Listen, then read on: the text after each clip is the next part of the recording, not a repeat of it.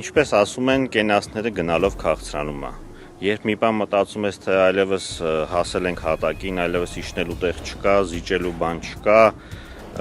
ինչ-որ ստորանալու բան չկա, բայց նույն այդ պահին դուրս է գալիս Նիկոլ Փաշինյանը, մի հատ ելույթ է ունենում, որ հասկանում ես, որ դեռ ոչ, դեռևս իր սև գործը նա չի ավարտել։ Հիմա էլ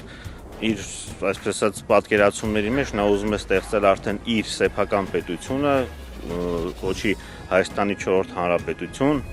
որտեղ նախ կլինի արդեն ոչ միայն կառավարությունը, ոնց որ հիմա նա իրեն արդեն հռչակել, այլև եւ կլինի դատական համակարգը, եւ օրենսդիրը, եւ մնացած բոլոր պետական մարմինները ինքը կլինի եւ վերջ։ Իրականում սրան կարելի է զավեշտով վերաբերվել, եթե ուշադրություն չդարձնեինք մնացած իրադարձություններին, որ մեր երկրում տեղի է ունենում, մասնավորապես մեր ազգային արժեքների սիստեմատիկաբար բնաջնջելն է։